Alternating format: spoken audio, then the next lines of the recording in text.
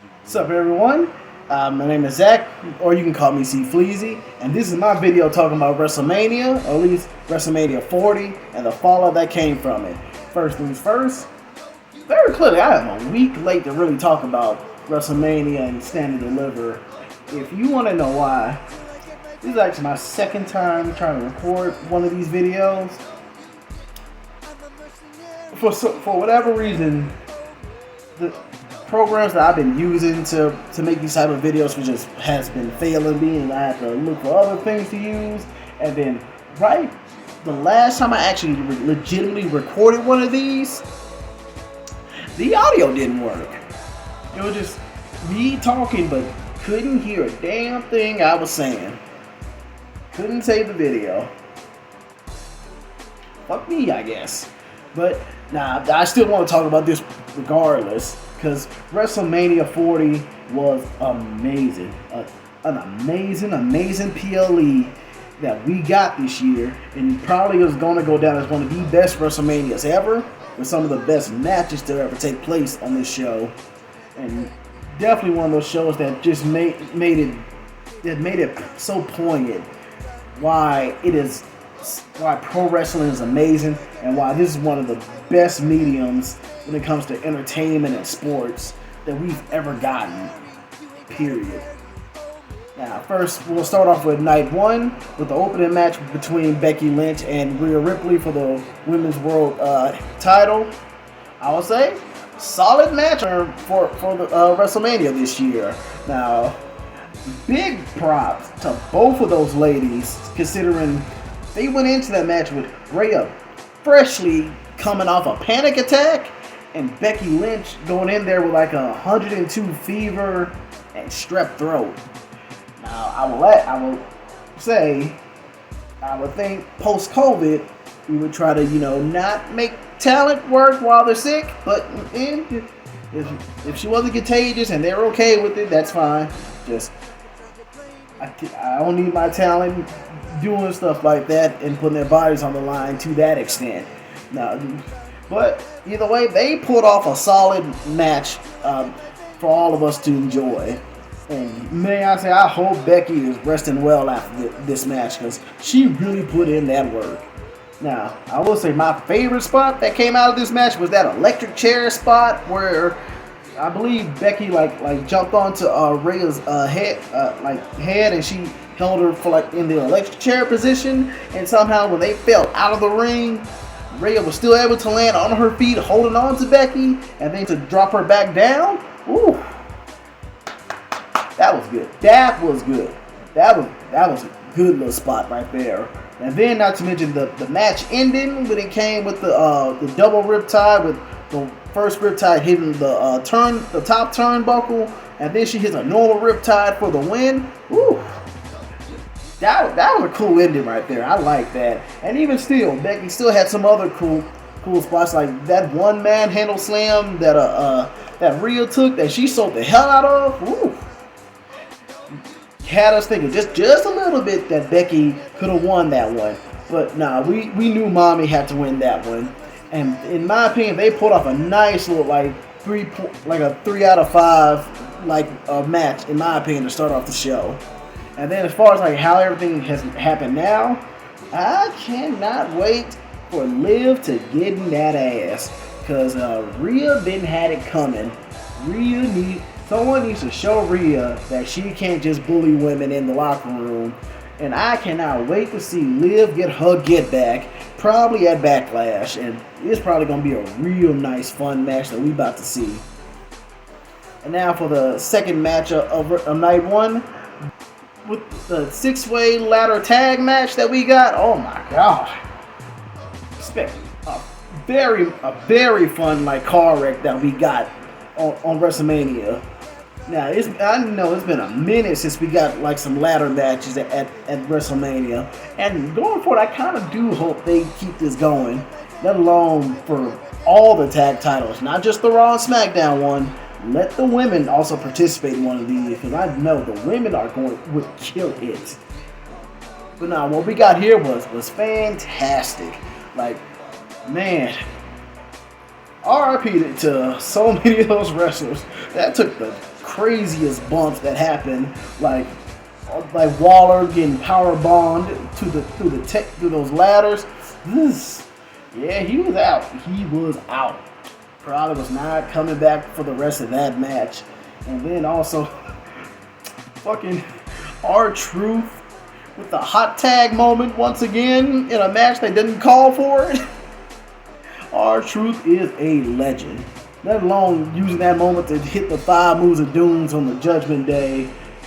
And then also shout out to Tyler Bate with that airplane spin on Finn with the while tied to the ladder.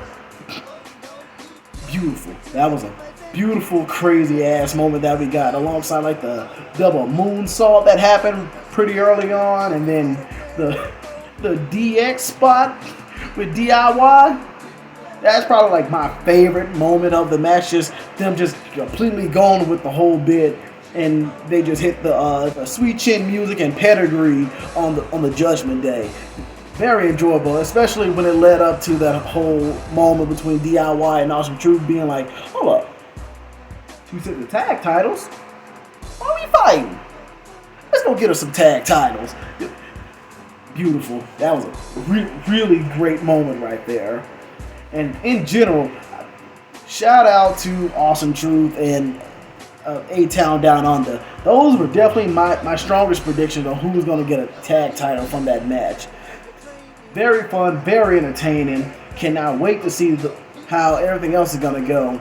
Now, I will say I'm a little slightly confused why they keep booking R-Truth to mess with the Judgment Day, at least in the way that he's doing now, since at this point I thought he got the hint. But still too entertaining to turn down. And then as far as like, I can't wait to see what the baby faces on SmackDown got for A-Town Down Under. And I am hoping we get a nice little like tag match for the SmackDown titles when Backlash comes around. Now, my prediction, I'm not sure who. I want to say it'll probably be more entertaining if it's New Catch Republic, because I think that'll be a more interesting matchup. But I'm not mad if once again they book the Street Profits for that one. But we'll see how it goes. But nah, that the tag ladder match that we got this year at WrestleMania, I'm gonna give that a 4 out of 5 in my opinion. And now these next 2 matches, in my opinion, are 2 of the weakest matches to be on the overall WrestleMania card. And for the first one was Rey and Andrade versus Dom and Santos. As far as the in-ring work ability between everyone that was involved, it was solid, nothing to really complain about, and really loved like the moments the LWO and Legado del Fantasma got throughout the match. It's just this feud doesn't feel WrestleMania worthy, and then that ending was just out of nowhere with the Philadelphia Eagles to come in to help the baby faces in the match. I mean, if you're a big sports fan or you got love for Philadelphia like that, I guess that was a cool moment. But Anthony, it was just like, why are we getting this? But again, the in-ring work was still cool, and I'm not gonna knock them for certain things that just didn't work out in my opinion. So I still feel okay giving the match like a 3 out of 5. It's just not a match I really care for like that. I'll say the most interesting to come out of this now, I hope they really do something with Dom and Andrade. That's the most interesting angle that I think is going to come from this. And I'm not going to lie, I'm not interested to see another person turn on Rey. It's getting a little too redundant to keep seeing that for how long we've had Rey in the WWE. So yeah, I expect, I guess, another turn on Rey because of Carlito, but I'll watch it, but I don't see me ever getting excited about it. Max, where you go? Lay down, go, Max, go. Yes. For the next match on WrestleMania, unfortunately, the most disappointing match of this year's WrestleMania was Jay versus Jindy. Man, I really wish they did more with the build when it came to this one, and definitely should have done more with the in-ring work itself. It really wasn't there. But I don't know why. Well, first and foremost, the foundations of this feud was so shaky because of a really stupid heel turn at SummerSlam that Jimmy put Jay through. Like, that heel turn still doesn't make sense even to this day. And then, while they was doing somewhat good with all the matches that Jimmy kept costing Jay throughout the entirety of the build, I really wish they added like way more like emotion between the two. Like, if I was booking it, I would really book it as if like Jay has to save Jimmy from the dark turn that he's been going throughout the entirety of everything since SummerSlam, if we have to leave SummerSlam as is. Like, I would really make it a point, like, Jimmy's really turning into something evil or messed up to the point where it starts to mess up his relationship with Naomi once she came back, and just really make something out of that, and to the point where like Jay has to bring down Jimmy to beat some goodness into him. Now, whether it does or doesn't is a different story, but maybe if it got Jimmy to a place where he's just like, a family, I'm by myself now. I don't need no one to support me. Yeah, I'm just doing this on my own. Screw everybody. Now, I will still book Jay to win the match, but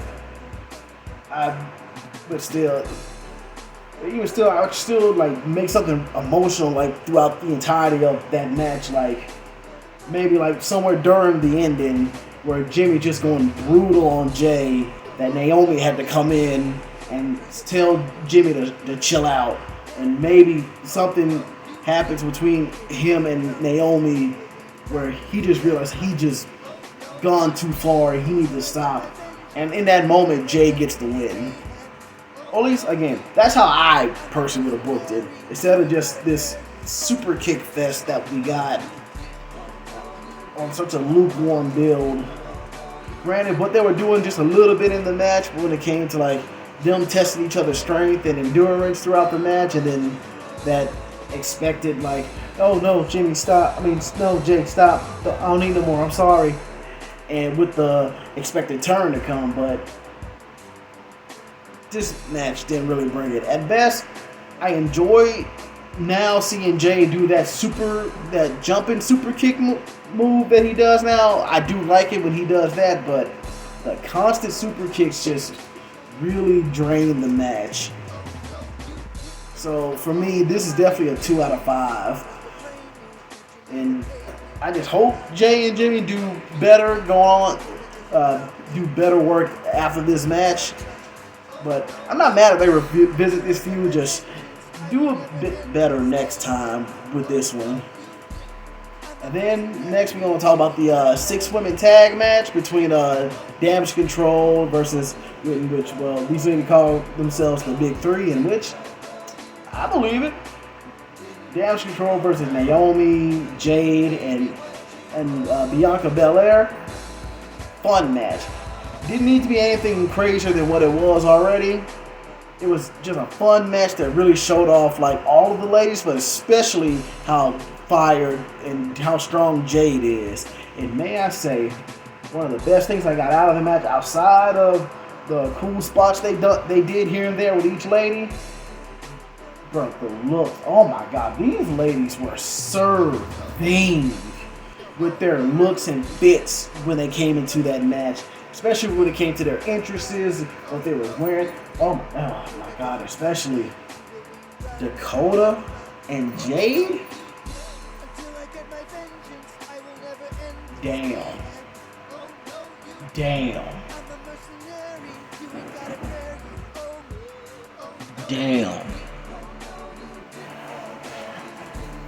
I have to control myself, but no, that was a fun little match that showed off all those ladies, and I can't wait to see more from like all of them. I'm hoping Damage Control can rebound and become an even stronger heel group, because they can call themselves the most dominant group, but they don't get the wins like that. And they really need to get more wins under their belt. And they need more savagery added to the group to make them feel more dominant and heelish. Instead of like the Job Squad, they kind of do feel like. And then also, really can't wait to see if we get like a tag run from either of the three ladies from the big three. And for now, it's looking like Bianca and Jade could be a nice little tag team if they're not going to make Bianca and Naomi a tag team going forward. But either way, I'm down to see what they're going to do with these ladies. And then for the next match of the night, I completely get and understand that this was like match of the night in regards to night one for you, and if you think this is one of the best nights, the best matches of the card, it's just, this is one of the ones where, yes, the storytelling and the in-ring work was there, but because of my own personal biases, I couldn't really get into it. Which, we're talking about Sami Zayn versus Gunther. I mean, shout out to Sami for winning the Intercontinental Championship in a really decent and really solid match. It's just, I can't personally get over my hook of that it really should have been Chad Gable, because Chad Gable was way more was a stronger build between him and Gunther. And Sammy's already been an Intercontinental Champion, while Chad has still not been a singles champion yet. So, in my opinion, it wasn't really fair or like interesting to see Sammy in this position. Again, if the build or the storytelling throughout the match itself pulled you, cool. It didn't do enough for me. And I gotta say, I did not like that brainbuster spot on the top rope. I didn't think that was a good one. Now, from what I hear, that's something he used to do out in the indie circuit, and y'all like that move. That move didn't work for me. It looked sloppy to me. I'd rather he had just did like a regular suplex off the top rope, or had went for like a Falcon Arrow like move. But that didn't work for me. But shout out to Sammy. Not saying he doesn't deserve it, but at least he got it in a solid match that a lot of us liked. So that's good for them. So I'll still say 3 out of 5 on that. Just wasn't for me. And then for the night one main event, the Bloodline with Roman and The Rock versus Cody and Seth. Beautiful. Fan-fucking-tastic. Especially from that Rock entrance. Oh my god. That felt like a final boss in a video game to me. Solid match. Really good match. Really good storytelling. All the fun that we expected to get in that match, especially when The Rock took it up a notch and basically told the ref, like, if you count us out or disqualify us, you're fired. Whew. That really did it for the match going forward. Like, all the offense they got in on each other was fantastic. Really love seeing any and all time Cody and Seth was bringing it to The Rock, especially when Roman accidentally speared him near the end. The Rock sold his ass off for that. And may I say, I took such pleasure and joy seeing Cody hit the rock bottom on him on the table. Whew. Oh, enjoyed that so much. And that double pedigree spot. Fantastic. There's really not a whole lot you can really say about this match, but really glad they ended it the way they did, because that's more or less what I expected. So we want to see Bloodline rules and not think we're going to get it anyway because of the referee got knocked out. But fantastic match. 5 out of 5. I'll come back to it once we talk about the night 2 main event, but fantastic. And then, first match on night 2, Drew versus Seth. Beautiful. That was probably one of the best openers to a WrestleMania, let alone night 2, with Drew versus Seth. Man, I know we usually don't like the finisher fests that we've seen come out for the WWE, but now this one made complete sense. was so much fun and throughout the entirety of the match itself. And the mere fact that that match opened with a Claymore kick and Drew with Seth kicking out at 2, woo. Immediately we all was like pulled in and just could not draw our eyes off the match itself. That the match went by how it should, especially considering everything Seth was dealing with both in story-wise and in real life, considering how messed up his body is right now. And may I say, much love and respect to Seth with all the work he's been putting in. Just hope he heals well and he's taking the rest that he needs because he deserved it. So shout out to you, Seth Rollins.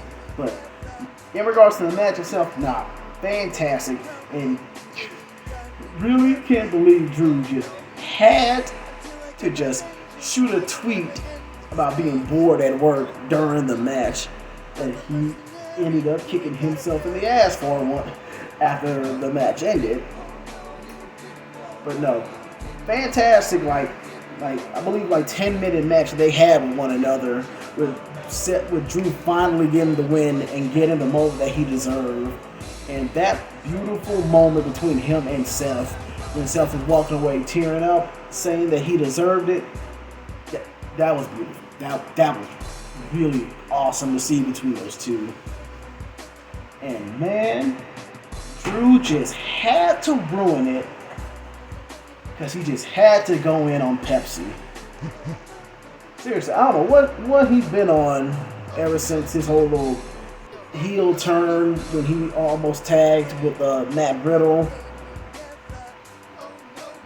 And he just been going in on Pepsi for some reason. Like, do you know how much I love Pepsi? Pepsi is one of my favorite drinks, particularly the wild cherry kind. I love wild cherry Pepsi. But no, for some reason he don't like Pepsis, and for some reason he just had to go in on Pepsi. And he ends up slipping on a Pepsi can. And right when he falls and busts his ass, here comes Damian Priest with the Money in the Bank cash-in briefcase, ready to use it. Slams his face into it, and then hit a nice little South of Heaven choke slam to finally become the World Heavyweight Champion, and just ends Drew's reign in 5 minutes. Solid end to this story arc that we've been getting from Drew, because he had to get his karma sooner or later. I most definitely wasn't expecting it because of how Damian's cash-in has been booked. And I thought a lot of us would just not care or not even want to see it, but now they pulled it off in the best way possible and made it work.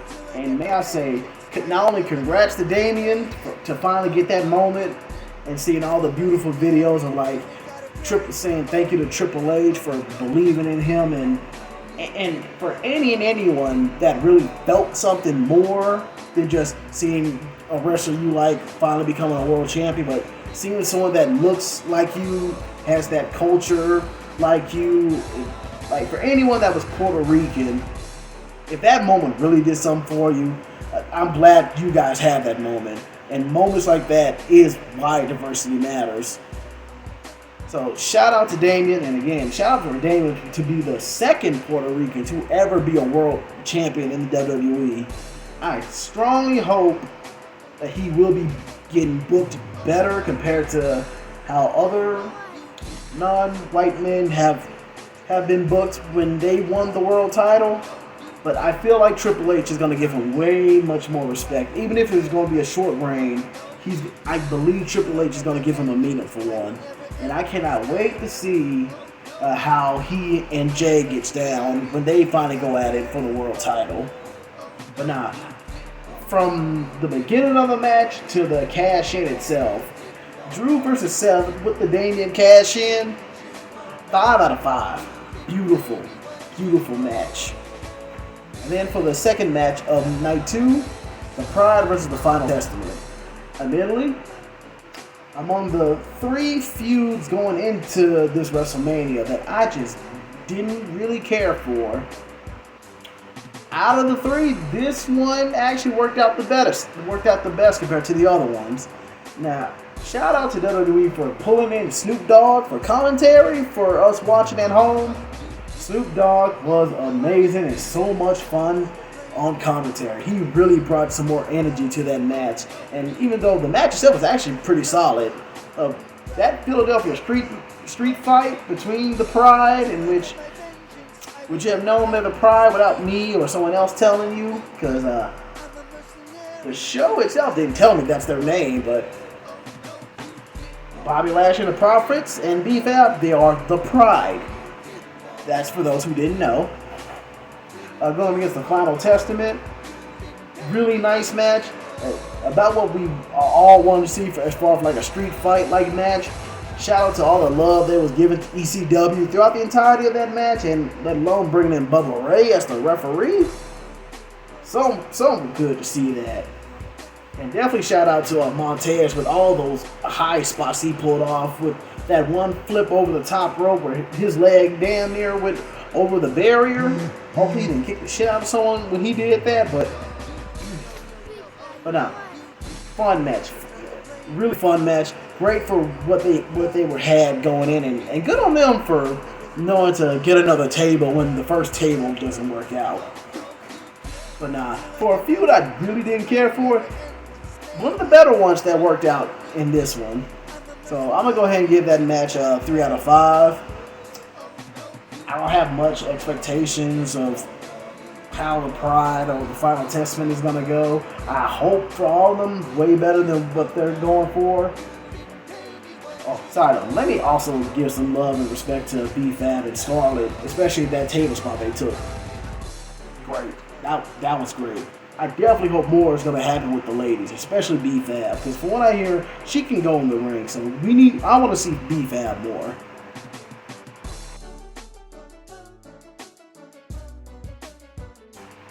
And now for the next match on night 2, which is another feud I really didn't care for. And the match itself didn't necessarily pull me in, but I still enjoyed myself. LA Knight versus AJ Styles.